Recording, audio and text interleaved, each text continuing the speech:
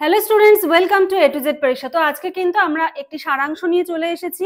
ঠিক আছে, সারাংশটাতে দেখো কি বলেছে।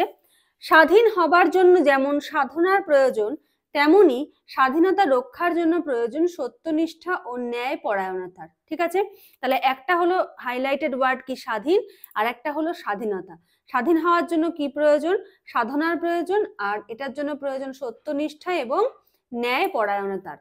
সত্যের প্রতি শ্রদ্ধাবোধহীন জাতি যতই চেষ্টা করুক তাদের নিবেদনে ফল হয় না।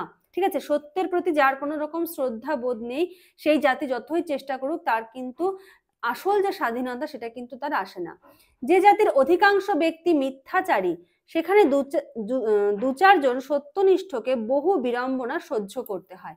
ঠিক আছে, মানে একটা জাতি যেখানে বেশিরভাগ লোকই হলো মিথ্যার আশ্রয় নিয়ে বেঁচে রয়েছে বা মিথ্যার আশ্রয় নিয়ে জীবনযাপন করছে, সেখানে যদি দু একজন সত্য থাকে তাদেরকে অনেক বিড়ম্বনা সহ্য করতে হয়, অনেক দুর্ভোগ পোহাতে হয়। কিন্তু মানুষ ও জাতি হিসেবে মাথা তুলে দাঁড়াতে হলে সে কষ্ট সহ্য না করে উপায় নেই। দেখো আজকের প্যাসেজটা কিন্তু ছোট, তাই আমরা সারাংশটাও কিন্তু আজকে ছোট করেই লিখবো। ঠিক আছে, এই এই এতটুকু প্যাসেজে কিন্তু 50 ওয়ার্ডের মধ্যে লিখলে হবে না, এখানে কিন্তু আমাদের ছোট করে লিখতে হবে। তাহলে চলো প্রথমে শিরোনাম দিয়ে লেখাটা শুরু করি।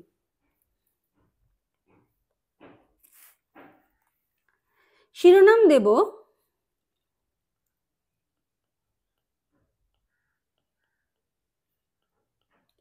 স্বাধীনতার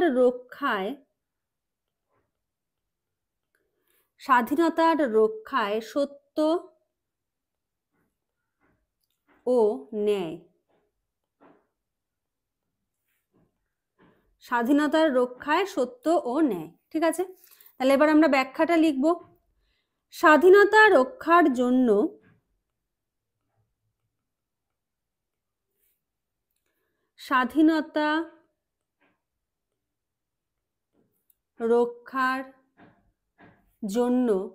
সত্য ও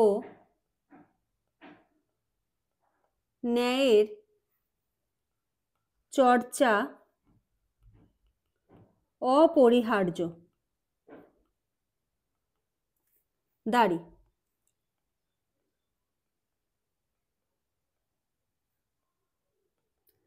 মিথ্যাচারী সমাজে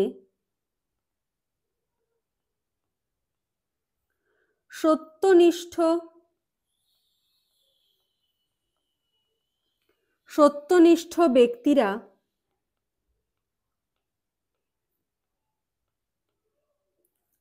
বাধার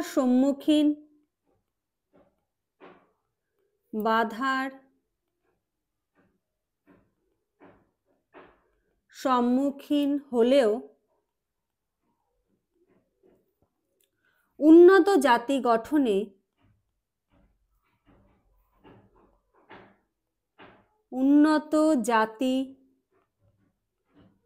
গঠনে তাদের ত্যাগ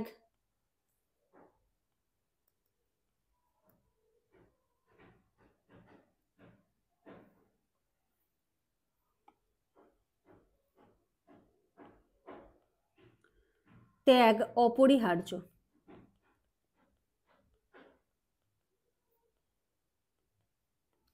ঠিক আছে, তাহলে এই হলো আজকের সারাংশ। একদম ছোট্টর মধ্যে এটা হয়েছে কারণ এখানে প্যাসেজটাও ছোট। ঠিক আছে, এবার তোমাদের জন্য একটা হোমওয়ার্ক থাকছে। ঠিক আছে, হোমওয়ার্কে আমি একটা ট্রান্সলেশন দিচ্ছি, দুটো তিনটে মতো। তো ট্রান্সলেশনটা তোমরা কিন্তু করবে, করে কমেন্ট সেকশনে জানাবে। ঠিক আছে, আর প্রত্যেকে ক্লাসটাকে লাইক করে দিও, ফ্রেন্ডসদের মধ্যে শেয়ার করে দিও, আর বেল বাটন প্রেস করে রেখো এবং টেলিগ্রামে জয়েন হয়ে যাও। তাহলে চলো এবার কতগুলো ট্রান্সলেশন দেখে নিই। মানব জীবনের প্রকৃত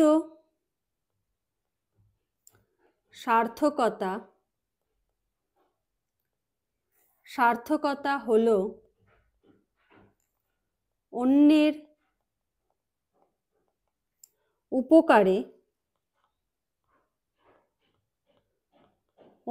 উপকারে নিজেকে উৎসর্গ করা।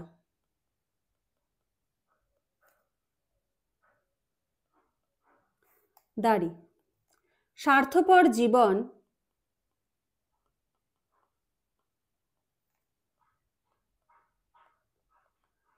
স্বার্থপর জীবন কখনো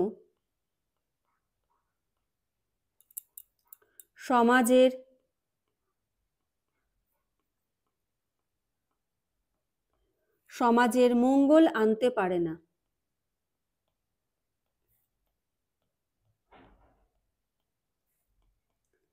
মঙ্গল আনতে পারে না দাড়ি। তাই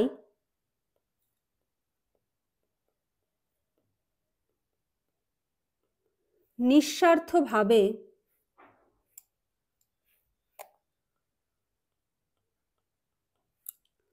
সবার কল্যাণে কাজ করাই মানুষের আসল ধর্ম। ঠিক আছে, তাহলে এই হলো তোমাদের আজকে ট্রান্সলেশনের হোমওয়ার্ক। তোমরা কিন্তু প্রত্যেকে চেষ্টা করবে এবং প্রত্যেকে কিন্তু কমেন্ট সেকশনে জানাবে।